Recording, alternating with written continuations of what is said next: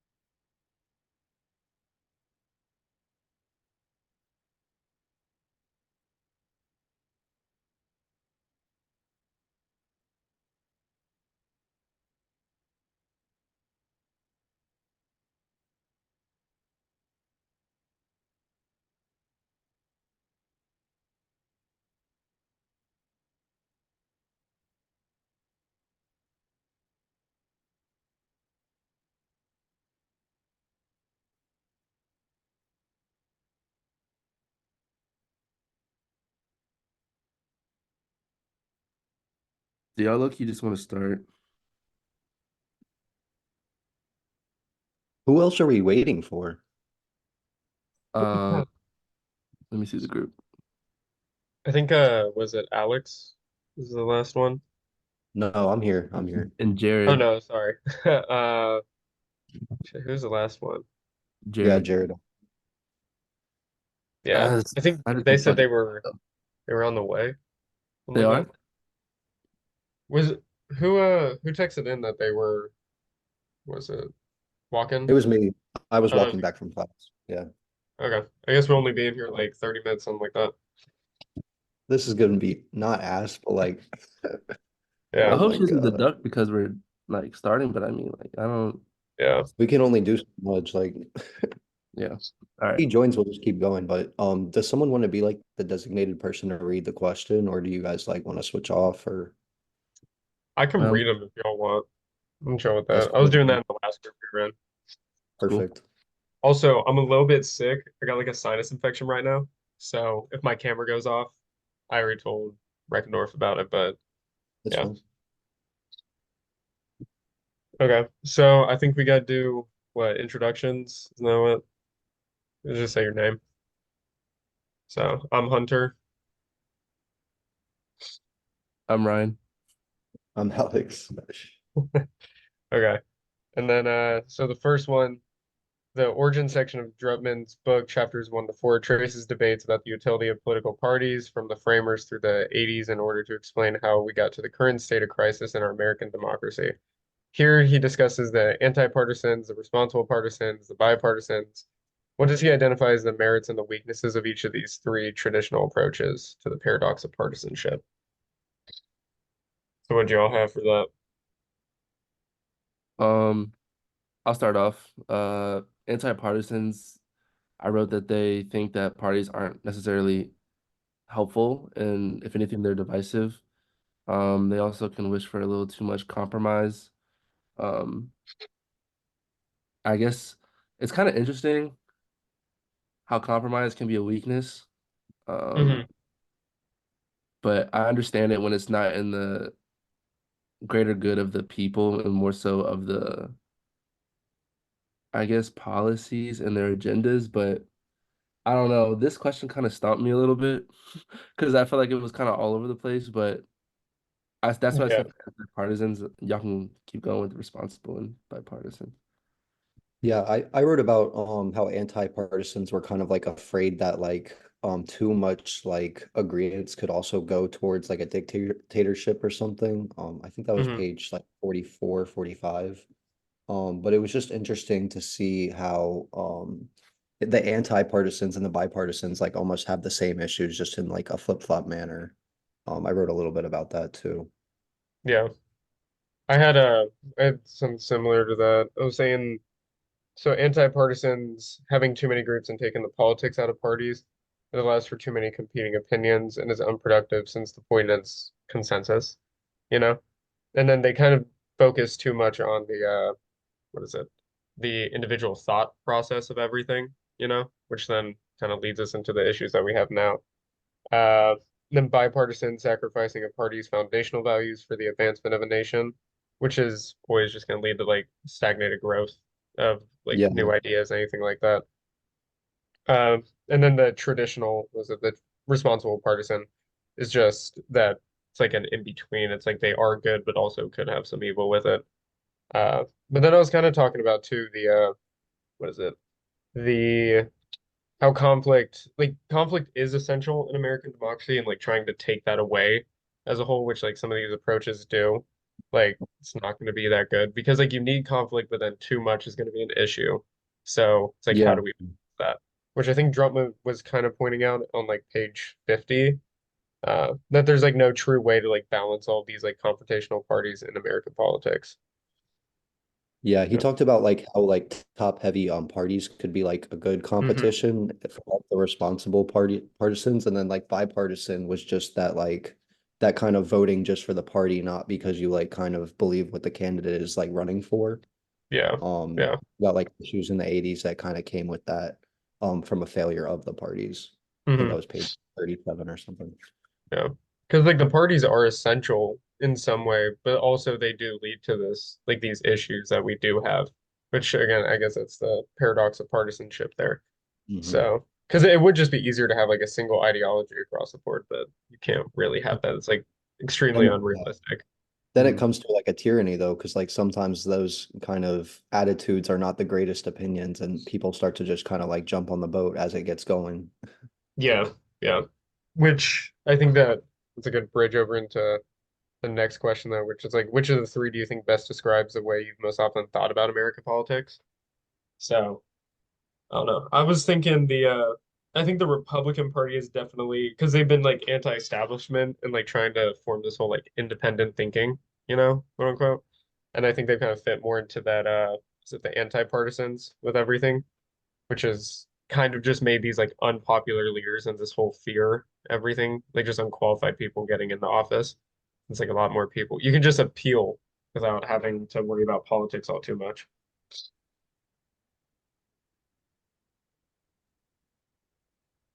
Yeah, I said that I said the responsible partisans just because I feel like the elections we've kind of grown up like around have Hmm. been so like between two candidates like that were not really in competition with like other people. So it was like party versus party. I never really thought about it Hmm. in a different sense. And I feel like that kind of comes with age, just not having Yeah. experienced like closer elections and stuff like that. Hmm. Um, yeah. Yeah.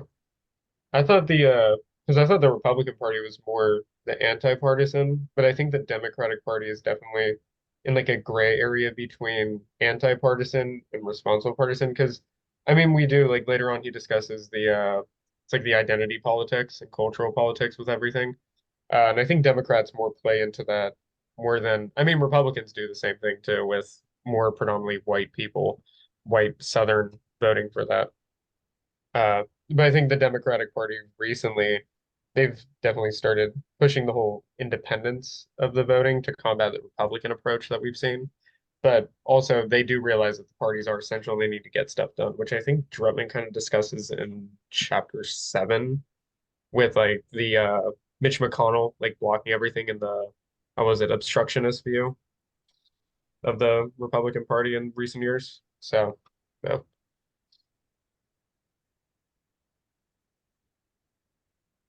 Anything else? Um, I'm ready to move on to the next question, low key. I mean, for Okay. this, y'all pretty much just tackled it, so I'm just gonna go into the next one, unless Jared has something to say. No, I was just gonna say that they're both kind of, I want to say anti and responsible. Like I Hmm. feel like they're both in the middle because I wouldn't say either one of them would want to get rid of parties, but Yeah. we're pretty more anti-partisan. So Yeah. Okay, so the next one is so Drutman transitions from talking about the recent past in chapter 4 to the present in chapters 5 to 7, arguing that not so long ago, the 60s to the 80s, we had a hidden four-party system that prevented the doom he associated with the now like fully sorted two-party system. What does he say previously explain the ability of the two parties to avoid the catastrophic levels of dysfunction that it experiences today? I was a little bit confused by this question. I didn't really understand what it was asking all too much. I mean, I have an answer, but I'm not sure if it's in the right ballpark. Same. I basically just described like I'll literally read what I wrote. The reason the two parties were able to avoid the catastrophic levels of dysfunction was because the parties were loose, meaning like they weren't as black as white as they are now. It feels. Hmm. And that was basically what encapsulated what I said. I was also confused just because the language. I feel like I don't Yeah, I know. couldn't tell if it was talking about now or in the past. Mhm. Like what did they do before that prevented the dysfunction today, or what I have they think not he done? I think I read it as like during the 60s and 80s, like what part, like why did we have a hidden four-party system and why was it effective versus like why is it not effective now or like even present? And Gotcha. I wrote that's how I about the four parties he talked about, populist, conservative, classical, liberal, and progressive, which was on 135. Hmm. And just about how like there was more nuance in the parties. Like you had more of a spectrum rather than like I identify strictly as this party. And so Hmm. people could kind of, talk to each other and like they moved on the spectrum more than now, where it's like it would really take a lot for a Democrat to become conservative and a conservative to become a Democrat, like Yeah. almost like a life-changing event or something, and which we don't is not very effective. Yeah, I kind of had the same type of answer. I was talking about they had the discussion, or Drummond did, on like 86 to 88.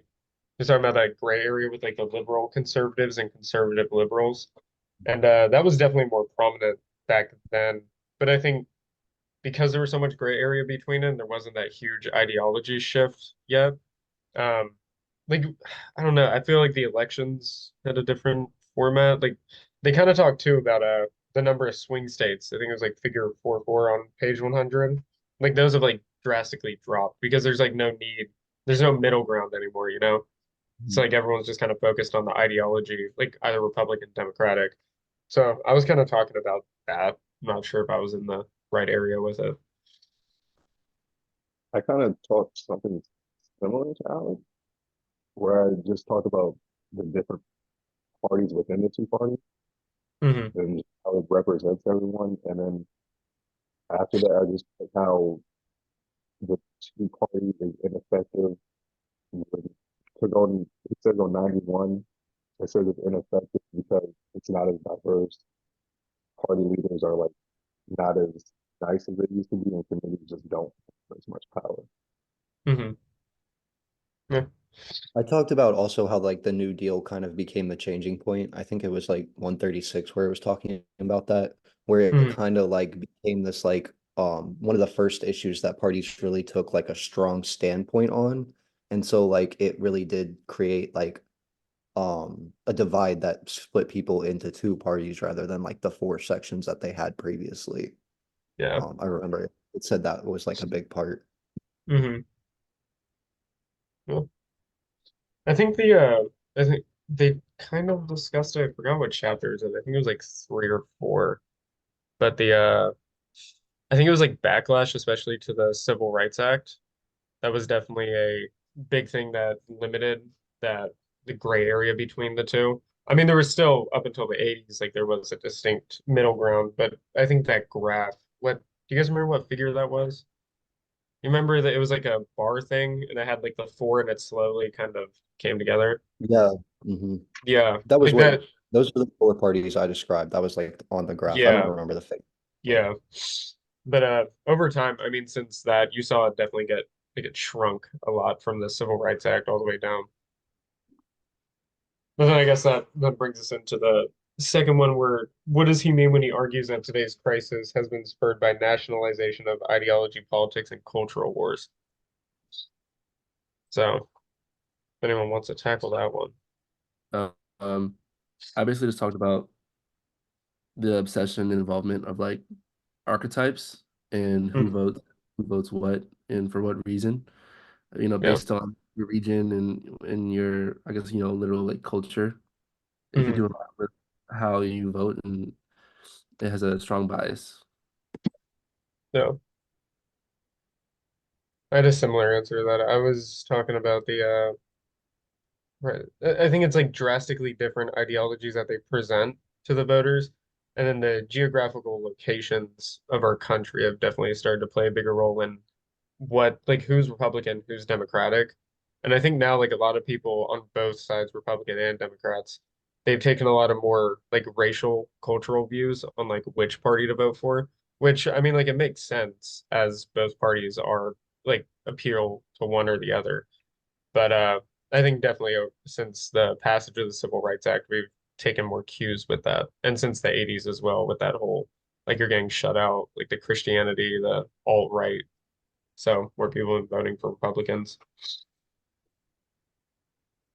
Yeah, I talked about the civil rights movement a little bit, and I just said that like as parties took like stronger stances on like specific issues, whether it's like guns, abortions, or civil rights, like it just Mm, led people to kind of vote for a party and kind of took away that nuance that we talked about.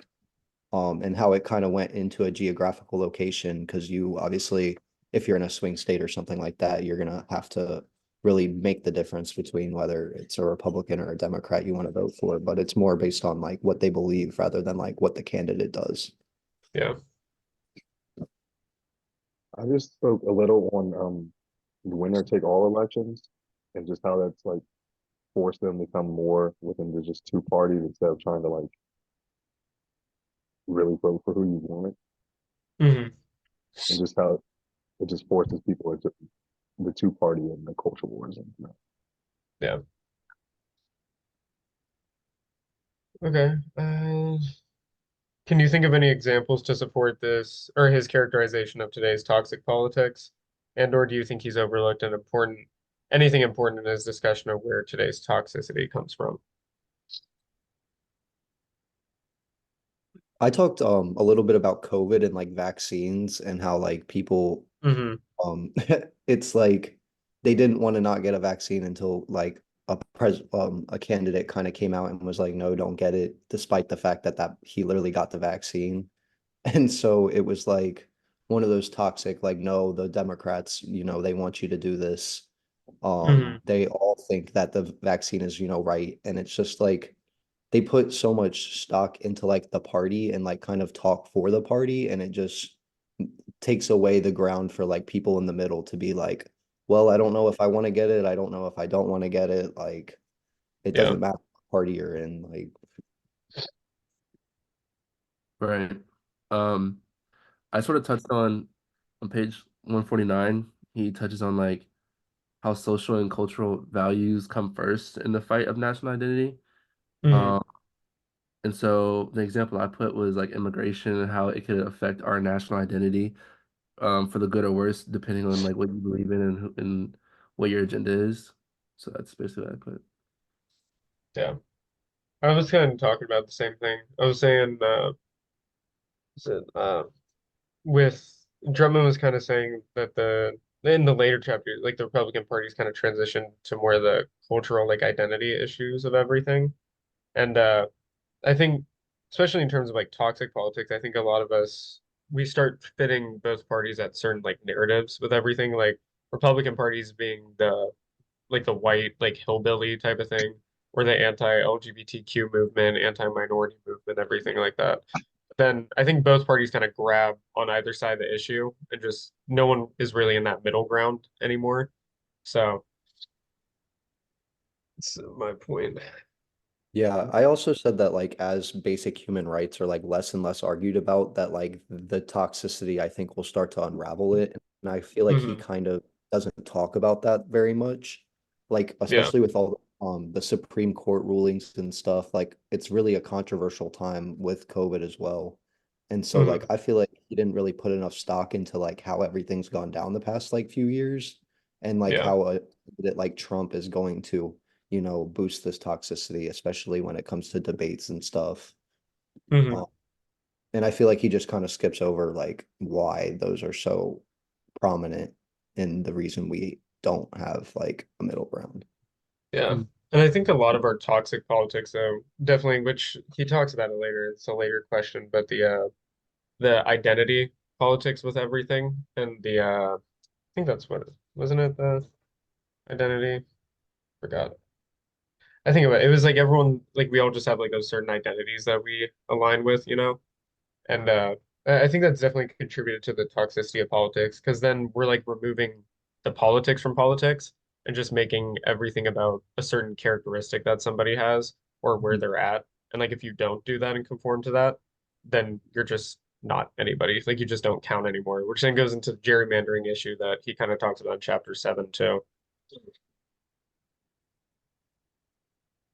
I just spoke on I guess my example was just the Republicans' zero tolerance program for Obama, and which he said John Bower was like, we're going to do everything, and I mean everything we can to kill, stop it, slow it down, whatever we can.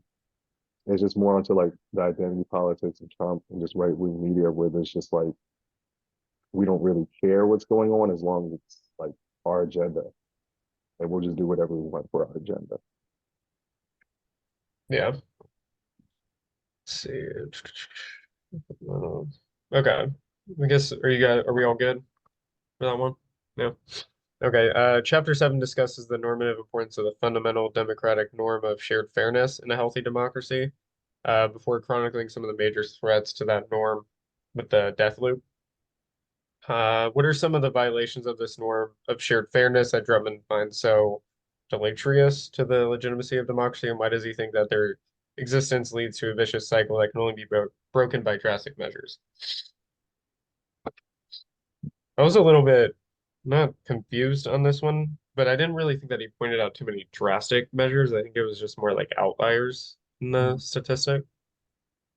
Yeah, um I went to page 159 and 160 and I was talking about how like Hmm. politicians have to be like really careful with how they debate and how they like conversate with other members, whether it's in the party or outside of the party, and how Yeah. like speaking out against the party you believe in or like even one belief that the party kind of upholds just takes a lot of like um guts, and it can lead to a lot of negative kind of like associations with someone like that for just having like Hmm. one different opinion. And so I talked about how like that can lead to being asked to like be stepped down or just outright losing the next vote. And it like doesn't allow for that like movement on the spectrum that we used to have, Yeah. because of the way that like the Doom loop just reiterates the same issues and the same opinions on them. I was Right. talking about that as well with the on 159, like breaking the cycles. I didn't think it was like drastic measures though. I thought it was just more breaking the norm. And I Mhm. used a reference to independent commissions with like some states have adopted that when making district lines. And so it takes the bias out of it. Like Virginia, we used to be heavily gerrymandered by, I think it was Republicans back in the 90s, 80s, or Democrats, I forgot which one. But then like a few years ago, 10, 15, we did the independent commission, and now it's a pretty even like bias wise. Which again, like to do that though, people are giving up their power to make the lines and to keep in in positions of power. So it's like more breaking a norm doing that. And then I kind of talked about Mitt Romney with the impeachment trials, like him being the sole Republican. I kind of like voting on the other side. Like everyone called him out about it, but I mean, it was just kind of breaking a norm of like going on with the party. Mm. Um, that's basically what I said, but I also touched a little bit on voter suppression being harmful to the legitimacy of democracy. Obviously just manipulating more vote and creating more Hmm. polarization. Uh, I found that on page 163, I think it was. Yeah, chapter 7. Yeah. Um, I just spoke on like spoke- people's issues. He talked a lot about how people just always want to be right and only seek things that prove that they're right. So just he just talked about like the inability of both people and the party to just admit that they're wrong, look for facts in other places, and just how you just basically just that look for the truth instead of just Hmm. looking for makes you correct. Yeah. And I guess some of the examples too, because I don't think the first part was yeah, some of the violations of these. I talked about the Supreme Court appointment following the death of Scalia with Mitch McConnell blocking, or the Republican minority, and then the Republican obstructionism, which you kind of talked about on 108, where it's like the object, oppose, and obstruct. Like, there's nothing wrong about it. Like, you can do it, but should you? Because it's like then it goes back to that like institutional forbearance, where it's like when somebody does it to you, then you're probably just going to do it right back to them once you get a position of Yeah. power, which we're kind of already seeing in American politics. But And it's like, why are you doing it? It's like mhm, the reason you're doing it is right, then it's okay. But most yeah. of the time, Are we good with that question? Yeah. Okay. So then the next one was you weren't required to read 8 through 10 with the solutions, but then the three ideas involving the adoption of ranked choice voting, expanding the size of the House, and eliminating congressional primary elections. Based on what you know about these ideas from our class, do you think any of them could help restore the norm of shared fairness that Drummond deemed so crucial to electoral democracy's health? What do you all think?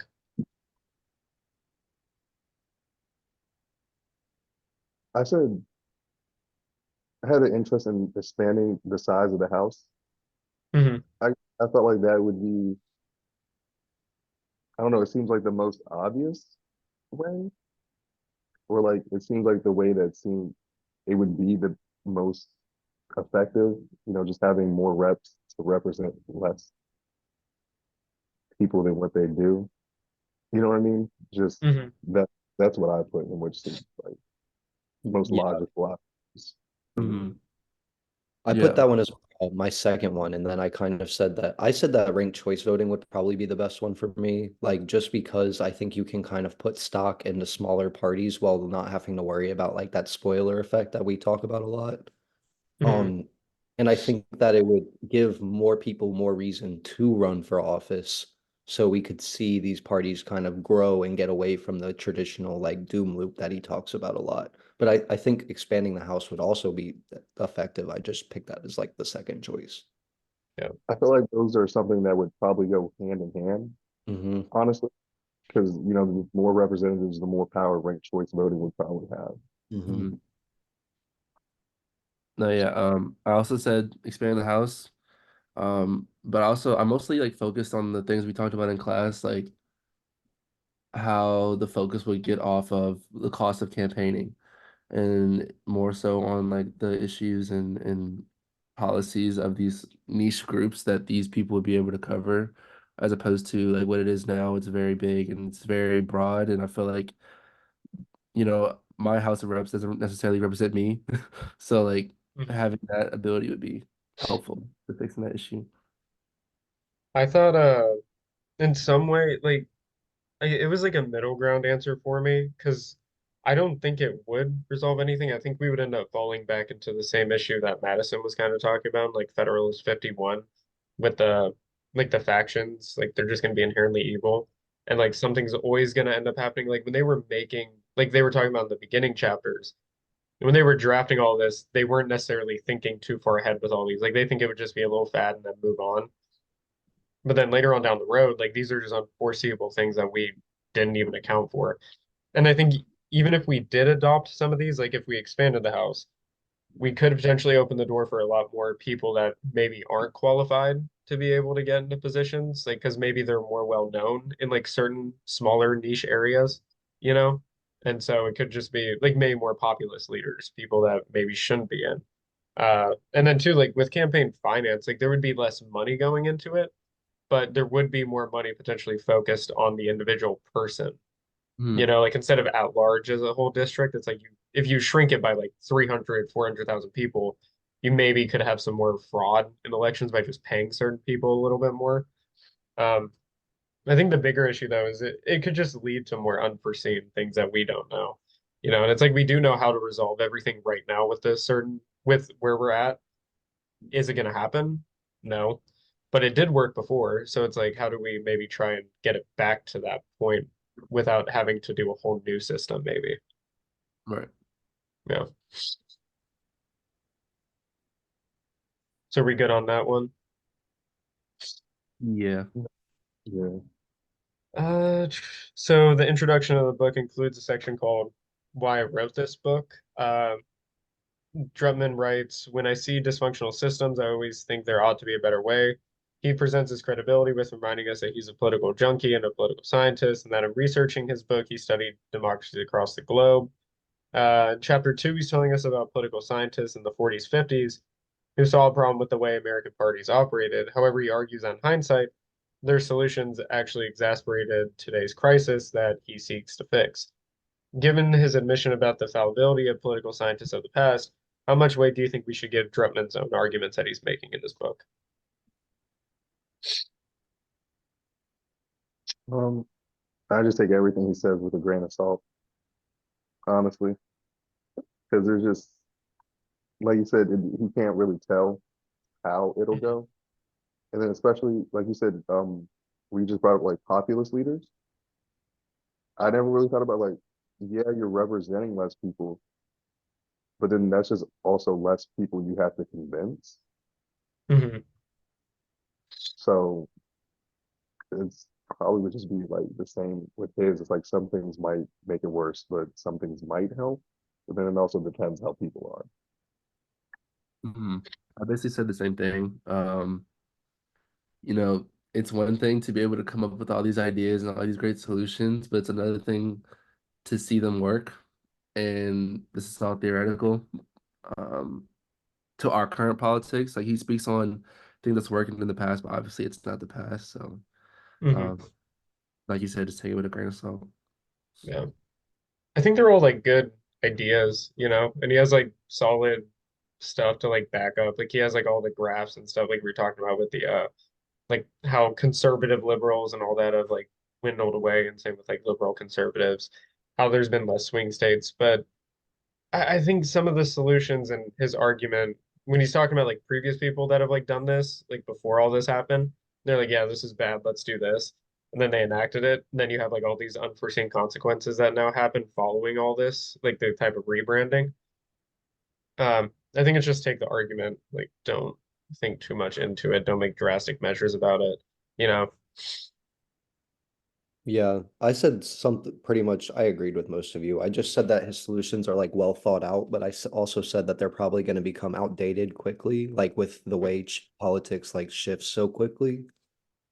I still think that ranked choice voting wouldn't like lead to really, I don't think it would have like a bunch of negative connotations just Mhm. because you can still vote pretty much the same way. It might lead to like issues of like legitimacy in voting, but I think with like computers and technology now, like I don't think we would have any less fraud than we did in the past elections.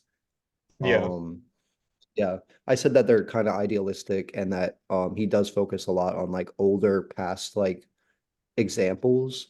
Hmm. Um, but I think he does it on both sides. Like his argument is for these changes, but he's shown how they work or how they didn't work, and why they kind of thought they would or wouldn't work, especially in Hmm. the first few chapters, when he was talking about the past a lot. Yeah. And he does have a good argument though. Like I think he gives enough importance to both Democrats and Republicans, kind of saying like this is where you guys have both went wrong over the past like 40 years, Mhm. you know? So I think it's a good, well thought out argument. And honestly, ranked choice voting was really in the past when we were talking about it. That was like the only one that I really didn't have too many qualms with if we did enact it. Like I don't see what the issue would be of having like the second most like person getting the office position. I don't really think it's like that big of an issue, you know. And two, we could have like third parties kind of come into the ranks in that way, Yeah. potentially breaking the system, which could Mhm. be good. Or So at least bringing back the four parties. Like it, four sounds like just it's still a numerical number, but at least it kind of allows for like I think it would allow people to talk to each other more and kind mhm, of get over the fact that someone is a Republican or a Democrat and just kind of try to understand why they think that way they do and mhm. like how their experiences shape that. And I feel like he does kind of point that out a lot Yeah, about how like kind of need to like maybe not have a good president, but have like an okay president that some like everyone is kind of okay with. And yeah. how to kind of bring everyone, together. But I think to do that too, we need to definitely move away from those identity politics that he was Mhm. discussing with everything. Because Yeah. for anyone to be like okay for everybody as a whole, like Democrats and Republicans would both have to look at the president and be like, yeah, I'm cool with that. Like that's he's fine, I guess. I don't know. So, but the current state of politics is like nobody would really do that, you know? I mean, maybe like 40 years ago, if Biden got into office, then yeah, I think a lot of people would probably be like, yeah, he's fine, you know, because he was more of a conservative liberal back in the day. But I think I now, I think if Trump wasn't like the guy he was running against, I think he would have a lot more support. But the way that mhm, like, Trump has branded himself, it's like he's used the doom loop to his advantage and just yeah, take all the yeah, people who are tired of the whatever system, and he just offers them these like solutions that are not like yeah. realistic at all. And then he like goes to people and he's like, "Oh, I'm your savior. I can help you." Which then kind of it's that whole idea like I was talking about with that populist politics with everything, where it's like now like our Mm. system is kind of like moved more into that, you know? And like Yeah. on paper though, Biden's really not that bad. If anything, he's been probably more of a conservative liberal, as like we've kind of talked about here. He's been more moderate with his stuff to get shit passed. So I Yeah. don't know. Okay. So next one. Do you buy his argument that the problem is as serious or irretractable as it is today? I What do said y'all think? I buy it just because of like January 6th is like the main argument I made. Just the way that like we are so against each other and how a group of people can see that as not like an insurrection or an attack on the government. Like Hmm. they're quick to argue against peaceful protests and then go right to the Capitol and do that. And so I think it just shows how dangerous this doom loop is and how like candidates like Trump can really be a dangerous thing, especially when in power. And when he's saying stuff like "let's repeal the 22nd Amendment" and stuff like that, it shows how the change is necessary to get away from it before we get a more like effective Trump that can, group a lot of people together and create something that they shouldn't. Mhm. I basically said the same thing. I do believe. Um, Also extreme polarization and divisiveness that's been going around, these past like, I don't know, 10 years, it feels like. Mhm. Uh, it's gonna be evident, we just live in it. So that's all I really said. I should Yeah. have talked about the January 6th. That's the most obvious like thing. I don't know why I didn't put that down. But like Yeah. events like those where it's, I don't know, it's just so extreme. It shows how serious it is. Mhm. I was talking about that as well. I think I liked, and I referenced it a lot, but the whole tracking with some of the data that he gave with like the amount of swing states that have dropped back in like chapter 6, um, the lack of the like the liberal conservatives, all that stuff like over time, and more like the shift to the was it like more identity politics, and also I like the that one discussion you had about political bubbles, where it's like everyone's just kind of like in their own little bubble now. And I think that's definitely contributed to the polarization between both of the parties where no one's willing to associate with the other party anymore. And like we even see that in Congress too. I think forgot what figure it was or where it was, but they were saying like 90% of congressional voting now is partisan based. Like there's almost like there's little like I don't know, there's little compromise between both of the groups here. So I think it is an issue and I think it has some merit, you know.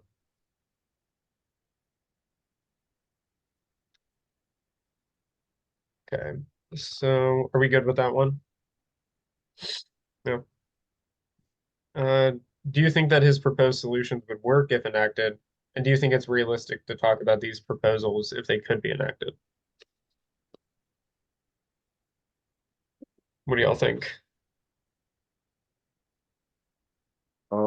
I said maybe some could, like, Hmm. but also have to like I said, like I feel like some of these things kind of go hand in hand with each other to make each other work, like ranked choice and more reps and things like Hmm. that. But also, I think probably with like advancement in technology as well, would probably need to be brought in to help put some of these forward. But so it's like again, you never really know how people will take it or go with it. So Hmm. it's kind of I I spoke more towards a specific thing he said. Hmm. Chapter 2, page 45, kind of talks about how like a strict party is a good party. Um, I didn't really agree with that. I think having more of a loose sense is kind of reminiscent of the four party um structure that we had. And like obviously during that we had more like options and more I guess something else to cling on to instead of two things, right, rather than four. And so I just disagreed, and I expressed how like moderate parties aren't necessarily a bad thing, or they're Hmm. not a waste of a vote, as he claimed in page 45. Yeah. Mine was no, I just kind of reiterated what I kind of discussed before, where it's like they could be good, but it's like we don't know the consequences of what would follow if we did enact some of these solutions. I mean, because the framers they came up with this without really thinking too much or too far beyond what they knew they were evil, you know, but nothing, and they don't know they didn't know what would exactly happen. And so even if we did enact this now, like we don't know what would happen 20 years, 40 years, 80 years down the road after doing this, because then we could just end up falling right back into like a two-party system where both parties are at each other's heads. So, but it's worse because there's more representatives and other stuff like that and stuff. yeah, it's like then we could just have like way worse of issues. It's like we don't know. At least we have like some guardrails with us now where it's like could be okay, you know? But I kind of talked about what is it? If you guys have done Kina's class, it's like arrows and possibility theorem, where it's like no election can ever be perfect. There's always going to be qualms. And I think the same could go with like enacting some of these proposals where it's like, yeah, if we did some type of reforms, it might solve this area, but then it would actually drop the legitimacy in another area, you know? So, Yeah, I said something pretty much agreeing with you guys. I said I don't know about working for like the system, but I think it could benefit. And like I think, a little bit of experimentation could be good without having to change everything. Um, I think the House of Representatives, like it could have negative connotations, but also we would be able to get more diversity, like optimistically, mhm. and we could get more proportional representation and stuff like that, which we talked about in class. And then like with ranked choice voting, I think that it could lead to more middle ground candidates and lead us more, not even towards a four-party system, but just away from the locked in beliefs of being a Democrat or a Republican. But I also agree that there are, unexpected consequences that come with any kind of change. Yeah. So it would have to be like a slow process, voted on, stuff like that. Yeah. Same. Is that everything? Yeah. Yeah. I think we got everything. Are we at the time limit yet? How long did she say we had to be in here? I think we need to go for like 5 more minutes. 5 more minutes. Let's We see. probably Does talk anyone about have a question they kind of want to talk about or? Yeah, I guess anything else? Any other one you guys want to expand on more? Let's see. Maybe this. Back at some of the older stuff.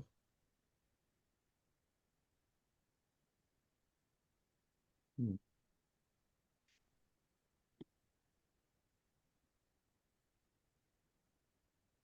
I guess with the identity politics, um, where was this at? I think it was like page 74 or no, 64 with the identity politics like we were kind of talking about with the Bush and Dukakis campaigns and the ads ran with them. It was like a Hmm. direct example of American politics shifting the party lines being comprised of racial identity and identity politics as a whole. And it was kind of like a backlash against the CRA in 65. Um, and I think that still kind of goes in today, though, when we're talking about the difference between like Trump's kind of like stance on it, I guess, like encapsulating like the white voters of the South and like the fear mongering that goes along with it. But then also too like how I don't know, like we could say like Democrats with like immigration policy like being proposed before they go like before they get into office, like they're kind of saying like, oh, like kind of open with anything, we'll figure everything out. We'll try and get some issues resolved. I don't know. Yeah. Just yeah. Mm.